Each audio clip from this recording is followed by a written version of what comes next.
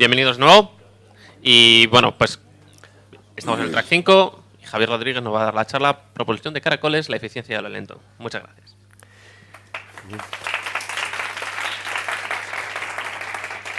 Pues muchas gracias a todos por venir, por el interés, etcétera, etcétera. Bueno, pues voy a contaros una investigación en la que participé yo junto con otros compañeros de Estados Unidos, de la Universidad de Stanford y la Universidad de California en San Diego, y tiene que ver con propulsión de caracoles, lo cual en principio, si uno habla de caracoles, pues hablar de TechFest, ¿no? Tecnología con caracoles, con babosas, con animales de estos, no parece quizá lo más conectado. Lo que ocurre es que, bueno, al principio voy a lanzar una motivación que espero que os convenza de por qué hoy día pues es interesante aprender cómo se mueven estos bichos. Y tiene que ver con el subtítulo que le he puesto, soy genial con esto, con el subtítulo que le he puesto a la charla, que tiene que ver con el diseño de robots flexibles, que eso sí que es un tema muy caliente, un tema muy de actualidad, ¿no? Bueno, pues la motivación, por supuesto, cuando uno es ingeniero y tiene que trabajar en propulsión de caracoles, tiene que dar muchísimas explicaciones. Todo el mundo te pregunta que por qué haces este tipo de cosas, ¿no? Si mi padre me llegó a decir, joder, si te pago la carrera de ingeniero, ¿por qué ahora haces esto, no? Bueno, uno tiene que explicar a la sociedad y a veces hasta a la familia el por qué se dedica a este tipo de sistemas, y en realidad, bueno, la explicación viene muy pronto, ¿no? Por un lado están las dos vertientes, está la vertiente puramente técnica. Hoy día, y bueno, y hace unos años también, aquí veis que hay robots del 2006, y hace unos años ya existe la capacidad de construir robots que pueden imitar con cierta capacidad lo que hace la naturaleza, con lo cual, pues el campo de la biomimética, que consiste en estudiar la naturaleza, aprender de ella para aplicarla a creaciones humanas, pues es un campo que está muy de moda, es un campo muy activo, y sin duda, pues como voy a contaros ahora, hacer este tipo de robots que se mueven de una manera tan particular, pues tiene una serie de aplicaciones, ¿no? Algunas no son muy obvias, pero bueno, ya la voy a comentar a continuación, ¿no? Eso, digamos, como ingeniero que es uno, como persona tecnológica, ¿no? Como científico, pues en realidad hay una curiosidad mucho más intelectual. Sí, claro, uno ve el caracol, uno ve la babosa y dice, pero esto qué animal más lento, qué mal se mueve, ¿no? Qué cosa más torpe. Pero claro, si uno piensa, ese animal proviene de millones y millones de años de evolución. Entonces, algo tendrá, ¿no? O sea, si este animal ha sido capaz de soportar la evolución, la selección natural durante millones de años y se ha conservado prácticamente sin cambios, pues algo debe tener. O sea, no debe ser tan tonta la propulsión que tienen estos bichos, ¿no? Entonces, como científico, pues uno tiene la necesidad de aprenderlo, porque seguro que hay algo muy bonito detrás, ¿no? Bueno, hablaba de los robots. Esto, bueno, pues son cuando empecé a trabajar en estas cosas, estos son los robots en los que la gente se inspiraba cuando hablaba de caracoles y babosas, pero un poco después, unos 10 añillos después, aparecen otro tipo de, ahora vuelvo a aparecen otro tipo de robots que son robots flexibles, ¿no? Y de hecho, en 2016 fue portada de Nature el primer robot completamente flexible del mundo, sin una sola parte sólida, sin una sola parte fija, ¿de acuerdo? Voy a poneros un pequeño vídeo, si mi ordenador así lo quiere, y entonces os voy a mostrar. Va a ser corto, no os preocupéis, esta no va a ser una de esas charlas de vídeos de YouTube. Ya las he dado en otras situaciones, pero hoy no va a ser. ¿Vale? Pues esto es el Octobot, ¿no? La gracia que tiene este robot... Ups, perdón, le he pasado muy rápido.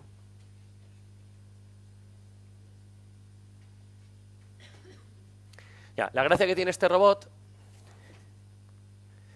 es que es completamente flexible. Entonces veréis que los tentáculos se están moviendo. Claro, estamos hablando del primer robot flexible del mundo. No esperéis que haga grandes cosas, porque no es la tecnología ya desarrollada, pero es un proof of concept, sin duda alguna, muy interesante, ¿no?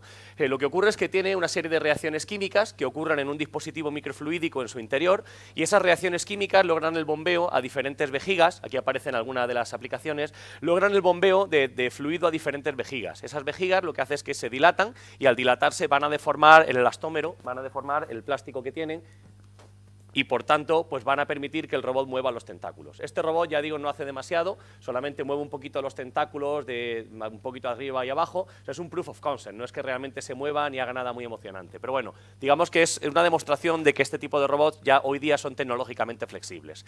¿Para qué queremos robots flexibles? Bueno, pues aquí aparecen algunas de las aplicaciones. Se ha parado en la última, o sea que no os perdéis nada, no os preocupéis. Hablaba, por ejemplo, decía que es más seguro trabajar con robots flexibles que con robots sólidos, ¿no? Para si un humano tiene que trabajar cerca de ellos. Habla de rescate en desastres naturales, es otra de las aplicaciones, aunque a mí la que más me gusta de todas las que se han comentado aquí es la que hablaba de dispositivos endoscópicos en medicina, ¿no? Y entonces eso nos lleva, esta es la pantalla de backup, un segundito. Ahora entendéis lo que os he dicho antes de que si mi ordenador está de acuerdo, ¿no? Tiene personalidad, vale.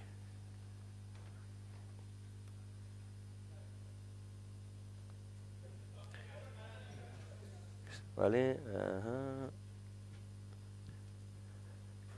Perfecto, ya parece que está de acuerdo, ¿no? Le he convencido. Bueno, entonces hablaba de esta es la aplicación que en realidad más me gusta, ¿no? Sobre todo dando clase en ingeniería biomédica, pues también este tipo de cosas son interesantes.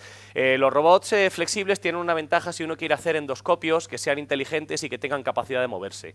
Cuando uno recibe una endoscopia, pues sabéis que típicamente el médico o el enfermero, quien sea, tiene que empujar el endoscopio, ¿no? Y entonces eso pues típicamente implica un roce, una molestia para el paciente, implica irritaciones, implica, bueno, pues cosas que no son deseables, efectos secundarios indeseados, ¿no? Bueno, pues los robots que imitan este tipo de animales, en particular los robots flexibles, tienen la capacidad de que pueden moverse dentro de un sistema sin hacer demasiado esfuerzo en él, ¿no? Sin hacer un daño demasiado invasivo en él. Entonces, por eso, por este grupo de científicos japoneses, hace unos años, pues se inspiraron en lo que son los caracoles, o eso decían ellos, para hacer endoscopios flexibles, ¿no? Esto es un paso muy primitivo, como podéis imaginar, pero imaginaros el pulpito que habéis visto antes, siendo capaz de moverse de manera autónoma, sin que ningún médico lo empuje, dentro del intestino y con una mini cámara que va tomando imágenes, ¿no? Eso es la idea a lo que uno trataría de llegar.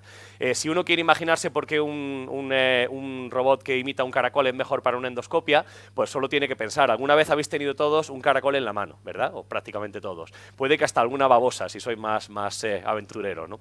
Entonces, bueno, pues a que no notáis una excesiva fuerza. Es un cosquilleo, es una cosa muy suave porque se desplaza sobre una capa de mucosa, incluso la mucosa hay quien la vende para tratamientos cosméticos, ¿no? Es decir, es muy suave, o sea, si uno tiene un endoscopio que copia el movimiento de un animal de estos, pues va a recibir mucha menos molestia que un endoscopio convencional.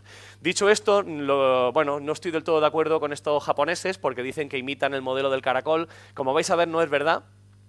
Porque aquí dice, bueno, esto básicamente son dos ventosas que de manera alternativa se van despegando. Los caracoles no utilizan el mecanismo de ventosa, ¿no?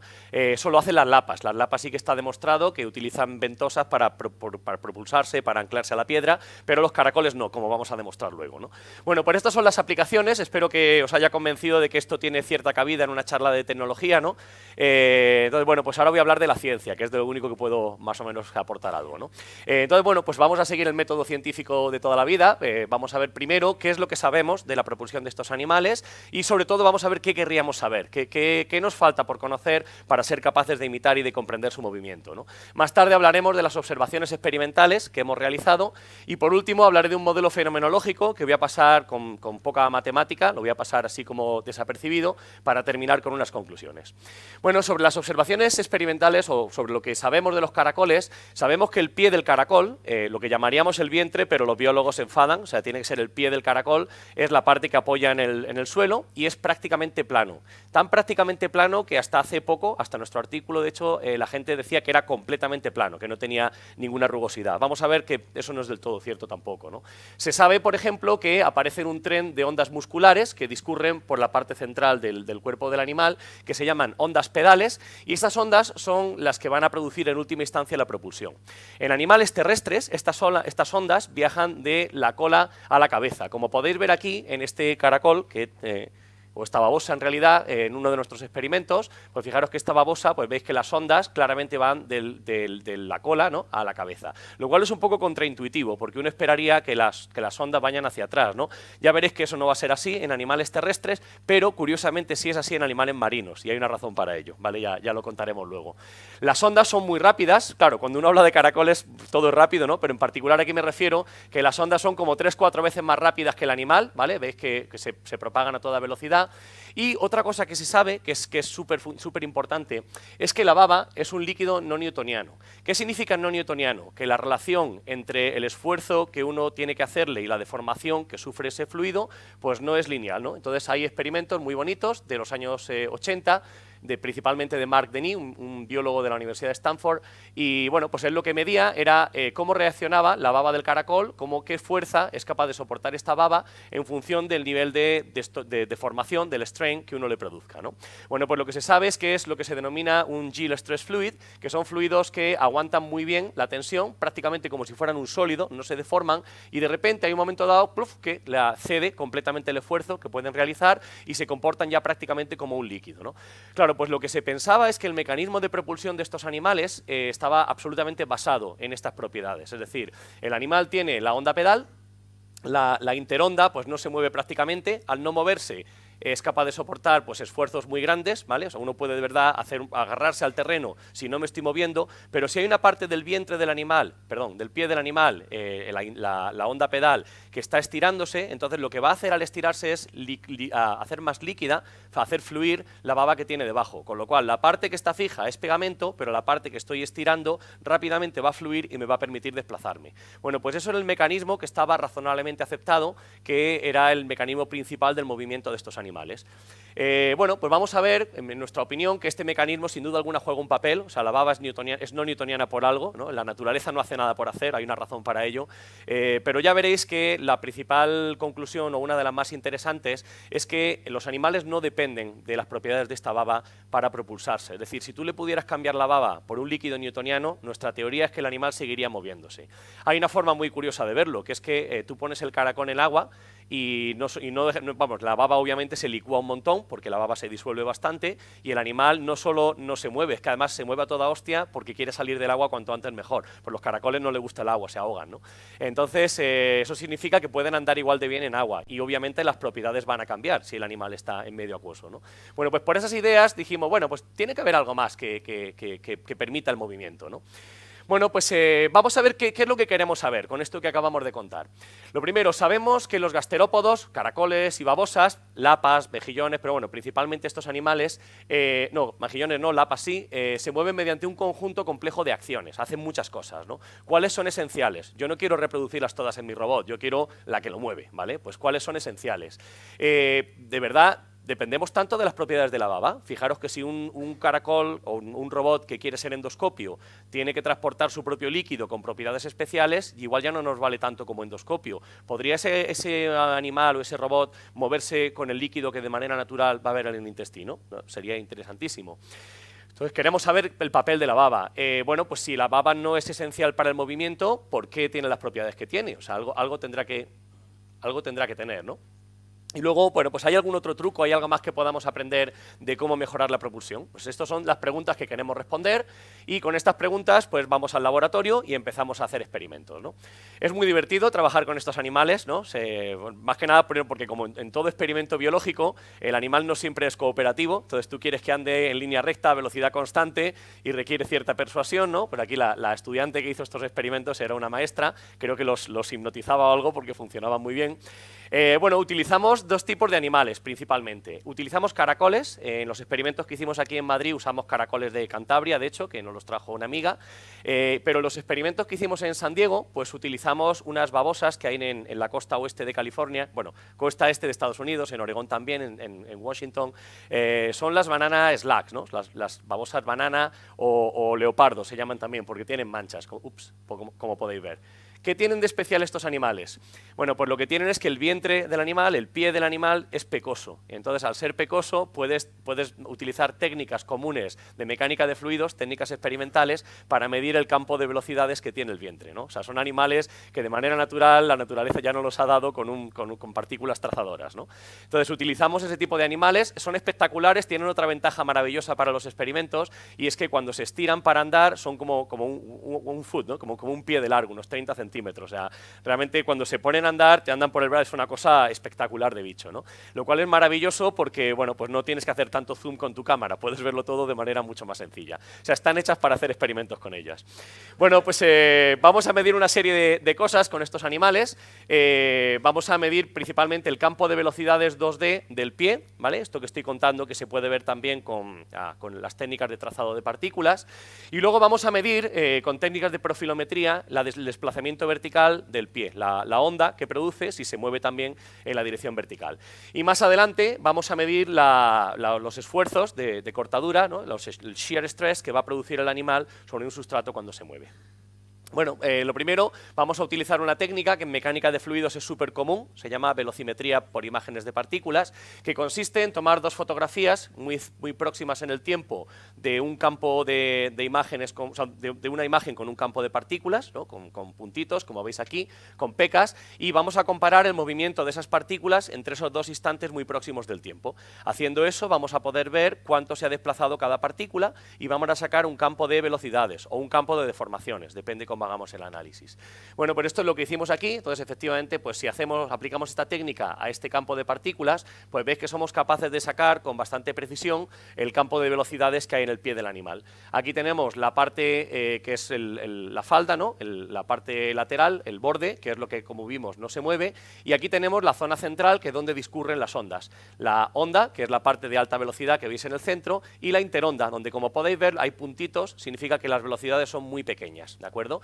Bueno, pues esto es una de las cosas que sabemos medir velocidades en el pie del animal.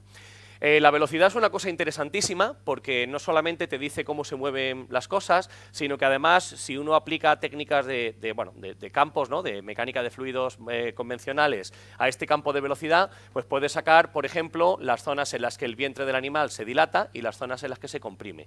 Por supuesto, el caracol, cuando anda en régimen estacionario, mantiene la longitud constante, la cambia al principio y al final, pero el estacionario es a longitud constante, o sea que estas zonas que generan volumen tienen que destruirlo en algún lado, o sea que el caracol realmente se mueve como un acordeón, como podéis ver aquí, ¿vale?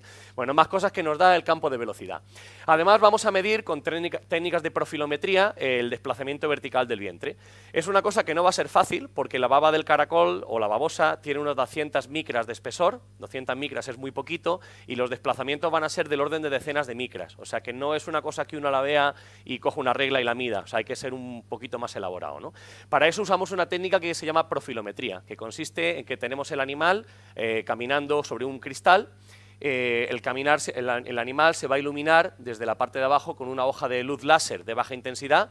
Ningún animal resultó dañado durante este experimento, ¿vale? O sea, es una hoja de una luz muy tenue, como vais a ver ahora, y lo que vamos a hacer es iluminamos con un ángulo y grabamos con otro ángulo. ¿Qué es lo que ocurre? Pues que si el vientre es plano, entonces la luz que vamos a ver reflejada con esta cámara va a ser una línea recta. En cambio, si el vientre no es plano, la luz que vamos a ver reflejada va a tener ondulaciones. Entonces, para que os podáis hacer a la idea de cómo funciona esto, y para hacer algo que no sea simplemente apuntar, voy a hacer un pequeño ejemplo de profilometría con el típico material que uno tiene en una cena de negocios, ¿no? Que es el puntero láser y la copa de vino. Entonces, una vez uno se ha bebido el vino, cuidado, pues puede hacer este experimento. Hemos colocado aquí en la pared una hoja de papel con arrugas, ¿no?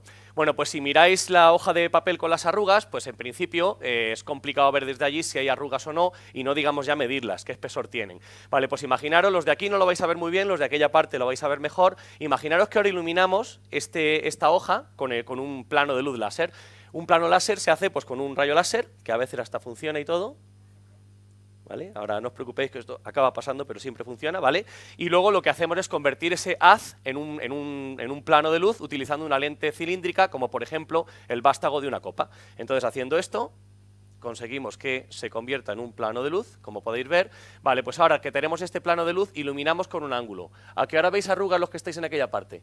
¿Vale? Vosotros seguramente no, y claro, y el que ilumina, yo desde aquí veo una línea recta. La gracia está en que si la cámara la ponemos formando un ángulo en aquella dirección, podéis amplificar las deformaciones que se están viendo. Esto que está así contado como en plan cafetería, con un puntero y una copa, uno lo puede hacer bien en el laboratorio, con un láser serio, con lentes serias y tal, y esto es lo que se llama la técnica de profilometría. Bueno, pues de esta manera somos capaces de ver deformaciones. No sé si lo podéis apreciar, esto no es un caracol, naturalmente, esto es un patrón con muescas de profundidad conocida que utilizamos como calibración de la técnica para relacionar desplazamiento horizontal de la imagen láser con desplazamiento vertical, ¿vale? Entonces hacemos esto y efectivamente pues podemos calibrar con muescas de profundidad conocida. Bueno, pues haciendo esto lo hacemos en con el plano láser, que es esta línea clara que veis. Lo que vamos a hacer es pintar la intensidad de imagen en dos líneas, la azul y la roja. Y vamos a ver, ahora os muestro el vídeo si queréis, vamos a ver los resultados. Bueno, pues lo que se observa es que prácticamente es muy difícil ver que hay una diferencia entre estas dos líneas, ¿vale? Entonces la altura es tan pequeña que cuesta un montón verlo. Si queréis podéis ver lo que ve la cámara y veréis que no es fácil de ver. Entonces lo que ve la cámara es... Mirad que soy valiente, que le doy a escape y saco vídeos, porque como tengo el ordenador hoy. Vamos a ver lo que vería la cámara, ¿vale? Entonces veis que, hombre, algo de deformación se puede apreciar. pero no demasiado. O sea, la técnica es complicada. Entonces, lo que tenemos que hacer es esa técnica que hablamos de trazar imágenes de partículas, de poder seguir partículas, la vamos a utilizar para correlar el nivel de gris entre las dos secciones que estaba mostrando antes. Haciendo esto, lo que somos capaces de hacer con esa técnica es poder correlar la curva azul con la curva roja en función del tiempo y podemos ver en qué momentos una curva se desplaza respecto a la otra. Es decir, no vamos a poder medir con mucha precisión, pero sí podemos medir por contraste, por diferencia, sí podemos medir si entre dos secciones, la roja y la azul, existe una diferencia de altura. Y efectivamente, pues podéis ver que hay una señal clara, hay una periodicidad muy nítida, que coincide, por supuesto, con la del paso de las ondas, y además, si somos capaces de calibrar la altura de esta onda, pues veis que hablamos de unos 60-70 micras de altura pico o 140 micras pico-pico. Claro, puede parecer que eso no es mucho, o sea, que realmente el pie es prácticamente plano, por eso los investigadores anteriores decían que era plano, pues claro, tú lo ves y es plano, pero efectivamente, si comparas 140 micras o incluso la mitad de la amplitud 60 con las 200 micras que típicamente uno espera, pues básicamente sí, la onda se mueve mucho. En términos relativos, el pie del animal es casi plano, pero esa no planicidad que tiene parece ser que es crítica, ¿de acuerdo? Esto es otra evidencia experimental que es interesante, que queríamos tener en cuenta. Bueno, vamos ahora, claro, si hemos mostrado cómo medir desplazamientos verticales, desplazamientos horizontales, ¿qué tal si los combinamos? Bueno, pues eso lo podemos hacer con las babosas leopardo, que hemos comentado antes, y entonces, si lo hacemos, pues somos capaces de sacar imágenes como esta, que me dan, por un lado, desplazamiento vertical, podéis ver que las manchitas rojas están desplazadas verticalmente respecto a la línea media, y desplazamiento horizontal, y sacamos curvas de velocidad prácticamente como las que hemos visto antes. Para una cosa que voy a contar antes, después me gustaría llamaros la atención sobre un pequeñísimo detalle. ¿Veis que hay momentos en los que la velocidad del pie se hace un puntito negativa? ¿Vale? Tener esto en mente para luego. Bueno, pues haciendo este tipo de análisis, pues sacamos efectivamente que hay una onda vertical y una onda horizontal. ¿Qué tal correlan? Pues correlan bastante bien, pero no del todo. Es decir, hay un desfase. Hay momentos en los que no hay desplazamiento vertical, pero sí tenemos desplazamiento horizontal. En la teoría que vamos a hacer luego, veréis que este pequeño desfase va a jugar un papel esencial. Si las ondas estuvieran en fase, no funcionaría esto, ¿vale? Bueno, pues tenemos un montón de datos experimentales, ya sabemos mucho de estos animales, ¿no? Pues bueno, sabemos de la velocidad, ¿vale? Se me olvida, tenemos que hablar también de las fuerzas. Vamos a ver qué fuerza hacen estos bichos sobre el sustrato, ¿no? Bueno, ¿cómo la vamos a medir? Pues vamos a usar una técnica muy similar a la que hemos dicho antes. Vamos a poner el caracol a andar sobre un sustrato de gelatina con partículas disueltas, ¿de acuerdo? Y vamos a utilizar un plano de luz para ver cómo esas partículas se deforman al paso del animal. Básicamente lo mismo de antes, pero esta vez viendo cómo se deforma el sustrato. Esta técnica, por cierto, la verdadera razón por la que empezamos a estudiar caracoles es porque esta técnica la estábamos poniendo a punto para medir la fuerza que hacen las células al caminar, ¿vale? El problema de trabajar con células, como sabe sobre todo la gente que va al laboratorio de biología, es que hay que cultivarlas, que uno tarda unos días en poder usarlas, que se mueren por alguna razón que no sabes, por ejemplo, porque el ingeniero pone pegamento en el experimento, todo ese tipo de cosas, ¿no? Bueno, pues entonces uno de los autores del artículo, el profesor Las Heras, dijo, esto es horrible, o sea, ¿qué te parece si traigo babosas de mi jardín y empezamos a hacer el experimento con gelatina y tal? Entonces, esta técnica se puso a punto con los caracoles para ser usada más tarde con células, ¿vale? O sea, que ya veis que la ciencia básica luego vale para cosas muy diferentes. Bueno, pues eso es lo que hicimos. Bueno, pues al final lo que vemos con la técnica esta es deformaciones. Si creemos que las ecuaciones de la elasticidad lineal son aplicables a un gel y bajo pequeñas deformaciones en tiempos cortos sí que lo son, pues utilizando las ecuaciones de la elasticidad lineal, las que veis en mecánica de sólidos, resistencia de materiales, etcétera, etcétera, uno es capaz de sacar el campo de esfuerzos, el campo de fuerza que está ejerciendo el animal sobre el sustrato, ¿de acuerdo? O sea, tenemos deformación vertical, deformación horizontal y esfuerzo sobre el sustrato. Hemos radiografiado completamente lo que hace este animal, mecánicamente hablando. Bueno, vamos a ver vamos a pasar esto, vamos a ver qué podemos hacer con esta información. Vamos a hacer un modelo fenomenológico. Aquí es donde la gente de mecánica de fluidos pues se pone muy contenta porque sabéis que nos gustan las ecuaciones más que un tonto un lápiz y decimos, bueno, pues vamos a ver qué teorías somos capaces de sacar de aquí. Bueno, pues pensando en una teoría matemática preciosa, con un montón de derivadas parciales y tal, nos ponemos a analizar este movimiento. Y entonces, bueno, vamos a hacer un modelo muy sencillito, ¿vale? El modelo que vamos a hacer porque buscamos lo esencial, o sea, qué es lo que tiene que hacer lo mínimo para propulsarse. No quiero un robot muy complicado, quiero un robot que haga 4 cosas, ¿vale? Bueno, pues vamos a tener 2 ondas. Va a haber una onda vertical, ¿vale? O sea, primero la onda va a ser cuadrada, en la teoría no vamos a tener una forma realista, una onda cuadrada. La onda cuadrada va a desplazarse verticalmente y el desplazamiento de esa onda, el parámetro que te va a decir cómo de grande, cómo de pequeño es, va a ser delta mayúscula, ¿vale? Tener este parámetro en mente, delta mayúscula, desplazamiento vertical. La onda no dura todo el pie del animal, sino que habéis visto que la zona que se mueve es razonablemente pequeña en comparación con el pie completo, ¿no? Casi todo es interonda, la parte que tiene movimiento es chiquitita. ¿Cómo de chiquitita? La vamos a caracterizar por el lambda minúscula. Entonces, lambda minúscula es qué tanto de cuerpo de animal se está moviendo. Y luego el tercer ingrediente que vamos a tener en nuestra teoría es esa otra cosa que hemos visto que también era muy importante, o que parecía que lo iba a ser, que era el desfase. Entonces vamos a permitir que entre la onda vertical y la onda horizontal tengamos un pequeño desfase que va a venir caracterizado por L minúscula, ¿vale? Recordad los tres actores de la película. Delta, desplazamiento vertical; lambda va a ser qué tanto del pie del animal se está moviendo; L pequeña, cómo de desfasadas están las 2 ondas, ¿de acuerdo? Bueno, pues con esos 3 actores vamos a montar la peli. Lo que vamos a hacer es, bueno, vamos a buscar deformaciones periódicas en forma de onda, por eso las funciones dependen de x menos ct, como cualquier onda del mundo, con c la velocidad de propagación. Lo metemos en las ecuaciones de lubricación, o sea, el flujo viscoso en una película delgada. Estoy seguro que a mis alumnos estas ecuaciones les traen gratos recuerdos, ¿no? Pues lo metemos en estas ecuaciones y sacamos una teoría que es muy sencillita, porque todo es lineal, todo se explica de manera muy básica, ¿no? Sacamos una teoría que es sencillita, pero bueno, parece que va a tener su gracia matemáticamente, ¿no? Bueno, para aquellos que les gusten las matemáticas tengo malas noticias, y es que esto se va a simplificar hasta niveles casi insultantes, ¿de acuerdo? Lo primero que vemos es que incluso la derivada de mayor orden que hay aquí, que es una derivada de una presión y tal, que aquello parecía que iba a aportar algo, bueno, pues resulta que la presión no es importante en el movimiento del animal. A diferencia de las lapas, los caracoles y las babosas no necesitan succionar el sustrato para poder moverse. ¿Cómo lo sabemos? Pues porque hicimos experimentos en donde el animal camina sobre una malla hecha con hilo de pescar y, como veis, no tiene ningún problema en moverse. Claro, naturalmente la presión que tenemos, esto está abierto, ¿vale? Pues para la versión es prácticamente atmosférica.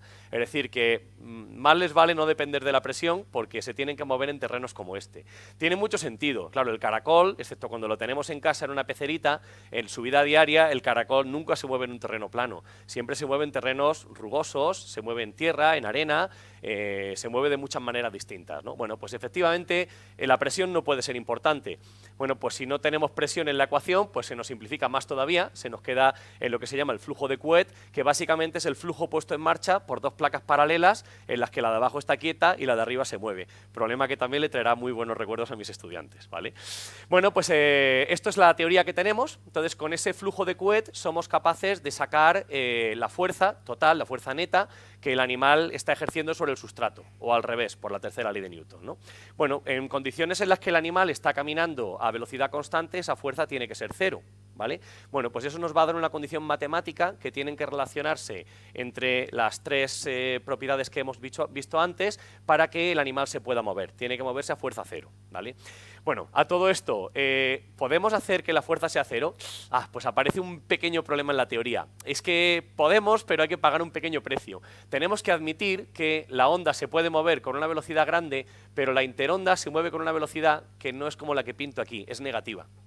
Claro, eso no es del todo lo que estamos viendo en el experimento, porque en el experimento vemos que la interonda está prácticamente parada. Sin embargo, sí que es verdad que habéis visto que en determinados momentos puede moverse un poquito hacia atrás. Aún así, siendo honesto, ese poquito hacia atrás no es esto. Aquí estamos diciendo que tiene que haber una velocidad negativa, de lo que llamamos velocidad de deslizamiento, es decir, es como si el animal, sobre todo, está andando hacia adelante, pero de vez en cuando el pie se le va un poco para atrás, ¿vale? O sea, sí, logra moverse, pero se está moviendo en hielo, está patinando un poco, ¿de acuerdo? Bueno, pues vamos a hacer lo siguiente, vamos a tragarnos la rueda de molino, vamos a pensar que no es del todo horrible que haya una velocidad de deslizamiento negativa. Vamos a ver hasta dónde nos lleva esto. Bueno, pues si la fuerza es 0, la siguiente condición que tenemos que satisfacer para que el animal de verdad se pueda mover es que la velocidad de avance sea positiva. Entonces lo que vamos a hacer es algo muy de mecánica de fluidos. Vamos a calcular el flujo de caracol a través o de babosa a través de una sección X constante. Es decir, vamos a calcular el volumen que durante un periodo de onda se está transportando hacia adelante. Recordáis que os he contado que el caracol se puede modelar como un fluido, ¿no? Como un líquido que se comprime y se expande. Vamos a calcular el flujo. Calculamos el flujo y si lo dividimos por el periodo de la onda, sacamos una velocidad de traslación del cuerpo del animal. Bueno, vamos a ver esta fórmula, que así a priori parece muy complicada, vamos a ver qué nos quiere decir, vamos a interpretarla. Bueno, lo primero, ¿podemos movernos hacia adelante? Vamos a echar una pensada. Lo primero, el desplazamiento delta es positivo, lo sabemos de los experimentos, hemos visto que el pie del animal baja en la onda, ¿de acuerdo? O sea, delta positivo, guay. La velocidad de la onda es positiva, naturalmente, porque sabemos que va de atrás adelante, ningún problema. Denominador de la función, esto es positivo, lambda nunca es mayor que 1, esto es positivo, denominador positivo. Vale, pues en aquellas regiones en las que el numerador sea positivo, podremos movernos hacia adelante. Bueno, las buenas noticias, damas y caballeros, es que efectivamente tenemos propulsión. Hay toda una zona del espacio de parámetros, lambda L, en la cual, pues efectivamente, si el animal tiene este desfase y la onda tiene esta longitud, el animal se va a poder mover. Todavía no tenemos experimentos fiables, pero sí que ha habido alguien que ya empezaba a echarnos una mano a procesar los datos y parece ser que los primeros experimentos caen por aquí. O sea que sí, que la teoría en principio puede explicar que esto se mueve, ¿de acuerdo? ¿Problema que aparece? Pues sí, efectivamente vamos a tener una pequeña velocidad de desplazamiento negativo. O sea que la teoría explica que yo me puedo mover, pero lo que ocurre es que ese movimiento pues no es del todo como lo estamos viendo en la naturaleza. ¿Por qué puede pasar esto? Bueno, pues aquí interviene efectivamente las propiedades no newtonianas de la baba. La teoría que tenemos es que el animal no depende de las propiedades no newtonianas, puede moverse igual. Igual, no del todo, se mueve un poco menos eficiente. Entonces, utilizar esta baba, utilizar estas propiedades no newtonianas, hace que elimine esta velocidad de deslizamiento. Es decir, yo me muevo hacia adelante, pero cuando patinaba hacia atrás, pues ahora tengo mejores zapatos y ya no patino, ¿vale? Esa es la interpretación de cafetería que podríamos darle a esto. Entonces, sí, efectivamente, la baba tiene estas propiedades que son muy interesantes. La gran noticia es que podemos hacer un robot que se mueva hacia adelante usando cualquier líquido. Newtoniano y, bueno, si es no newtoniano, pues igual mejor, pero podemos hacer que el robot se mueva hacia adelante con cualquier líquido que queramos utilizar, ¿vale? Entonces esa es una de las gracias que tiene este modelo, ¿no? Y bueno, luego entonces claro, queda responder la pregunta de por qué tenemos ondas retrógradas y no retrógradas. Bueno, no voy a entrar en la matemática, pero la teoría también lo explica. Bueno, lo que es caro para estos animales, lo que odian hacer es generar baba. Desde el punto de vista metabólico, pierden agua, ¿no? Cuando generan la baba se secan. La baba contiene un montón de moléculas que energéticamente tiene que producir, ¿vale? O sea, tiene que metabolizarlas. Entonces, dejar la baba detrás, desde el punto de vista del caracol, es una ruina.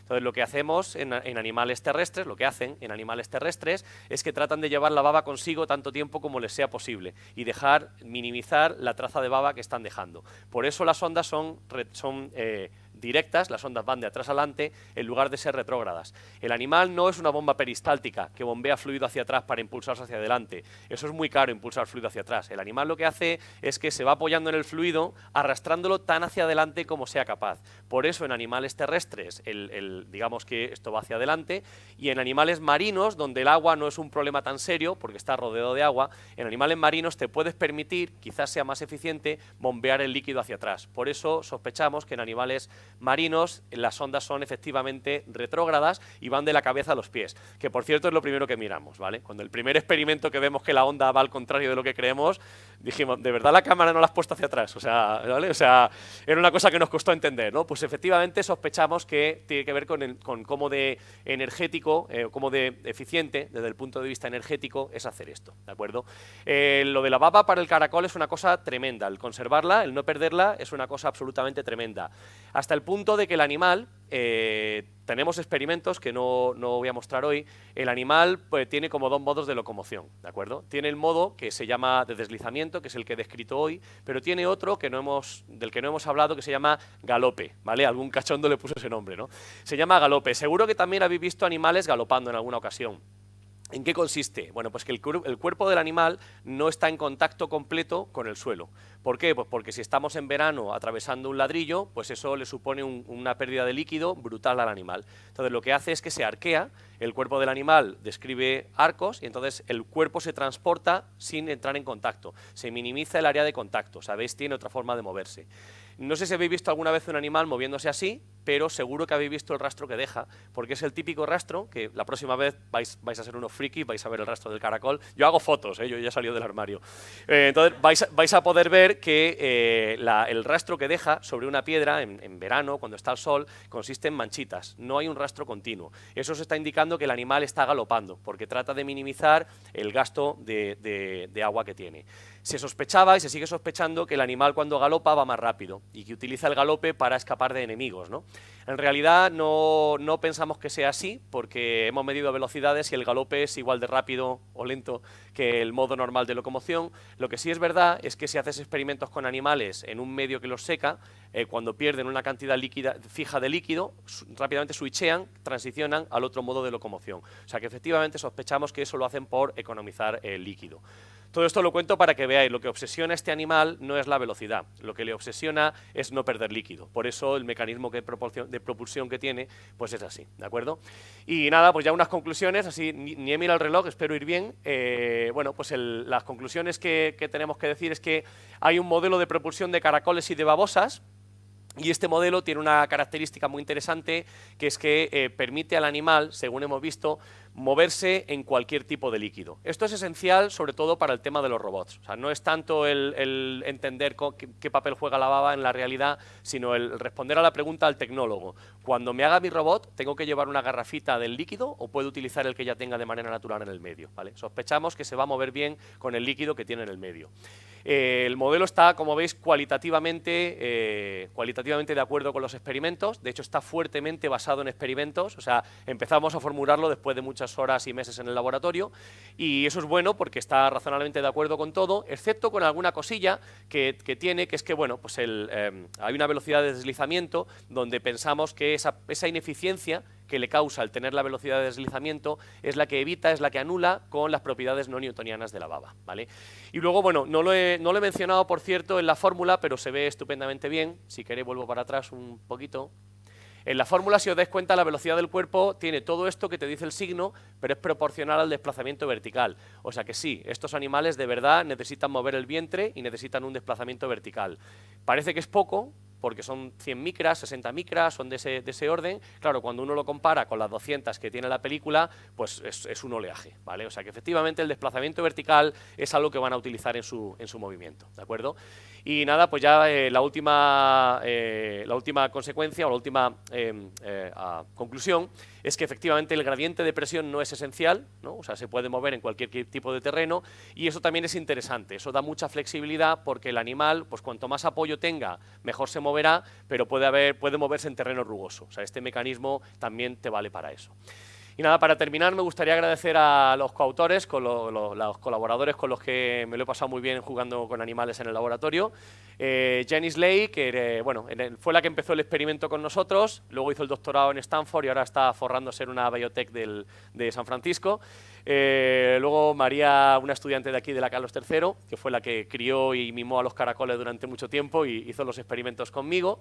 Y luego mis dos amigos de San Diego, Juan Las Heras, que fue el que tuvo la idea de trabajar con células es un rollo, vamos a aprender con caracoles y cuando lo sepamos bien vamos al laboratorio de biología, que por cierto les cuesta 100 pavos la hora de microscopio, o sea que vamos, que había buenas razones para ello. Y Juan Carlos del Álamo, otro amigo mío que también, bueno, pues fue el entusiasta que relanzó este proyecto cuando parecía que esto no iba a ningún lado, ¿no? Entonces nada, pues muchas gracias a ellos, por supuesto, y por supuesto también muchas gracias a vosotros y a la organización y todo eso, ¿vale? Gracias.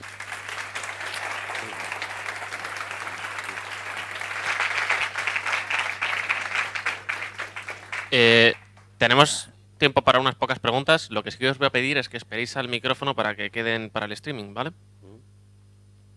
¿Alguna pregunta? Hola, gracias por la charla. Tengo curiosidad por saber cómo os organizasteis desde sitios tan remotos en el mundo, cómo distribuisteis el trabajo y cómo os organizasteis, ¿en qué os especializasteis cada uno? Bueno, un poco eso. Pues mira, te cuento, fue divertido porque esto era un side project para todos nosotros. Es decir, aquí realmente nadie trabajábamos en esto a tiempo completo, lo cual hizo que se prolongara mucho en el tiempo. Esto comenzó en el año 2005 con Juan Carlos Las Heras y yo, lo que como he contado, es que difícil es hacer experimentos con células, vamos a hacer experimentos con babosas, el primer día pensaba que era broma, pero luego fue en serio. Eso empezó así. En el verano del 2007, Janice Lay, que estaba a punto de entrar en el doctorado en Stanford, vino a hacer un internship al laboratorio allá a San Diego, y entonces los tres, pues ahí empezamos a trabajar. Se metió también Juan Carlos del Álamo, que ya estaba por aquella época allí, entonces entre los cuatro, pues jugábamos con estos animales y se estaba haciendo todo en San Diego, en Madrid no había nada. Mandamos un artículo a publicar y nos dicen que hay una serie de cosas que si no las demostramos experimentalmente, que no se puede publicar en una revista así, que los ente, ¿no? Bueno, entonces nos dice, ¿qué hacemos? ¿Lo seguimos tal? Porque yo ya estaba aquí en España, ya me había venido aquí a trabajar, Janice estaba en Stanford trabajando en un problema que no tenía nada que ver, dijimos, venga, vamos a continuar. Entonces llegó María, por supuesto, con su entusiasmo y su buen humor, pues ya llegó, y entonces empezamos a hacer experimentos ya aquí en Madrid. Entonces, nada, pues toda la parte de profilometría, por ejemplo, la pusimos a punto aquí, tuvimos la idea, la llevamos a cabo. El modelo teórico pues empezó a gestar y eso sí que es muy fácil hacerlo a distancia. Con Skype y tal, pues se hace el modelo teórico. En el verano de 2010 pues sacamos algo de dinero y nos juntamos los 5 en San Diego, entonces nos fuimos para allá María y yo, y Janice vino de Stanford, estuvimos haciendo experimentos, fue cuando tuvimos la idea de las bananas lag, me gasté $300 en babosas, ¿no? Me gasté $300 en babosas porque se las compramos a una bióloga de Santa Cruz, de la Universidad de California en Santa Cruz, luego descubrimos que están por el campo en el norte de California, pero bueno. Me gasté $300 en babosas y entonces, bueno, pues y luego lo que es el modelo, pues lo continuamos. El modelo es fácil porque lo que es escribir el artículo y discutir las cosas se hace por Skype muy bien hoy día. En cuanto a experimentos, ya digo, los primeros en San Diego, en Madrid se hicieron todos los de profilometría, principalmente con caracoles, y luego pues hubo un verano que ya nos fuimos allí a hacer más experimentos y así fue la cosa. O sea, por eso también ves que la duración del proyecto ha sido larga, ¿no? El modelo está todavía sin publicar, o sea que... Gracias. Nada.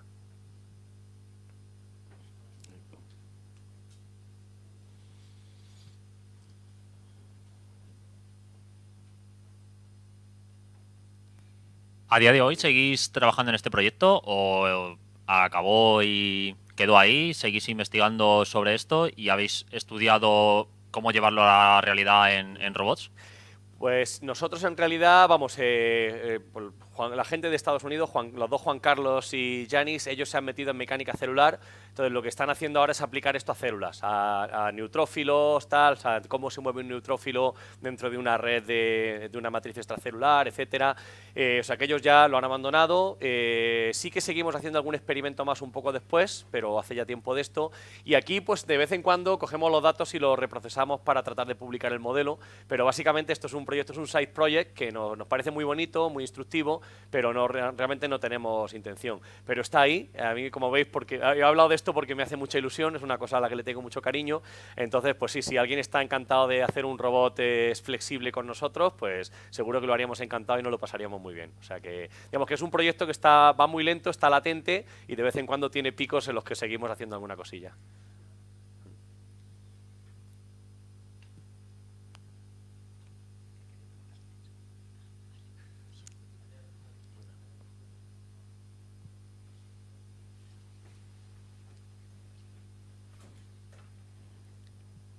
Buenas. La pregunta era si habías estudiado cómo hace el caracol para escalar. ¿Escalar? Escalar, sí, cómo sube en vertical, si ejerce una presión y cómo se pega a esa superficie. Pues no hemos hecho experimentos, lo que sí entendemos es que cuando el movimiento ya no es horizontal, esa velocidad de deslizamiento de la que hemos hablado ya no tiene que ser pequeña, podría ser grande, porque ahora tenemos la gravedad que está tirando del cuerpo del animal. Ahí es donde las propiedades no newtonianas de nuevo juegan un papel. Entonces, no tenemos la sospecha, pero no hemos hecho experimentos precisos de qué pasa cuando le pones un ángulo. Sospechamos que efectivamente ahí pues, le viene muy bien que la baba sea no newtoniana, porque es como tener un trinquete, ¿no? Es como tener un piolet en el que te estás agarrando. Sospechamos también que el avance hacia adelante se va a hacer con el mismo mecanismo, porque es un mecanismo muy robusto, pero ahí sí que dependes un poco más de las propiedades de la baba para moverte. Dicho de paso, estos animales, para ellos es fundamental, si habéis tenido caracoles en casa, veis que por la mañana siempre aparecen en la parte colgados del techo, ¿no? El enemigo natural que tiene el caracol es el pájaro.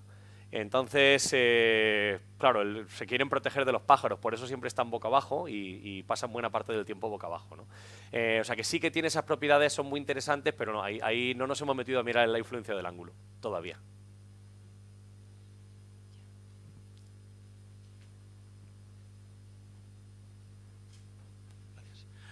Bueno, me ha encantado. Pregunta, empezaste diciendo que había unos japos que decían que el pie era plano del 100% y vosotros habéis llegado a que no. Pero habías dicho que no lo has publicado, entonces ¿los japos siguen equivocados? A ver, no, no es eso, es los japoneses en realidad lo que hacían era un endoscopio que decían que utilizaba el movimiento del caracol, que no era el del caracol, es el de la lapa, porque tiene dos ventosas, dos suction caps, ¿no? Entonces succiona en una, libera la otra, avanza, succiona, retrae la otra, ¿vale? Entonces se propaga así. Eso es lo que vemos que es un movimiento, como hemos demostrado, el animal se mueve sin succión, ¿vale? Entonces sigue siendo un robot estupendo y se mueve, lo único si el artículo lo cambian y en lugar de decir caracol dicen lapa, maravilloso, ¿vale? Lo otro realmente, bueno, la teoría esta era Mark Denny, un naturalista de Stanford, en los 80 publicó un artículo que es referencia en el campo de las babosas y caracoles, que digamos que con argumentos de órdenes de magnitud decía que la fuerza que necesitaría el animal para mover el pie de manera sustancial, que es muy fuerte para los músculos que tiene. Eso era su argumento, ¿no? ¿Qué significa esto? Pues que no lo puede mover mucho, pero es que la gracia de lo que hemos visto nosotros es que lo mueve poco en términos absolutos, pero mucho en términos relativos, ¿vale? Entonces no está en confrontación directa con su estudio. No decimos él estaba equivocado, lo que decimos es que quizás subestimó el cómo de poco lo puede mover para que sea importante, ¿vale? Y eso sí que lo hemos hablado con él, porque además él vino a San Diego los veranos que estuvimos allí y hemos comido con él y hemos charlado de esto. Él dejó el campo muy rápido y entonces se metió, ahora está haciendo unas cosas fascinantes de teoría de la evolución. Y entonces pues tiene unas teorías preciosas de cómo los animales, pues lo que marca la evolución no es cómo te adaptas al ambiente medio, sino cómo de bien subsistes a eventos extremos, ¿no? Y está haciendo experimentos precisamente con lapas en la costa del Bay Area en California, ¿no?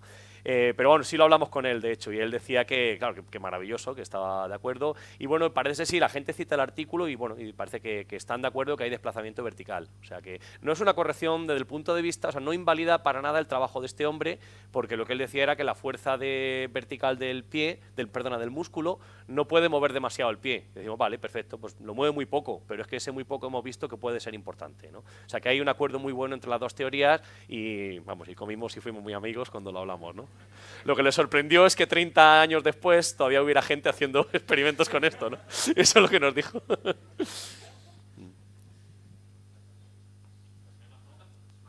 Nada, muchas gracias a ti. Gracias.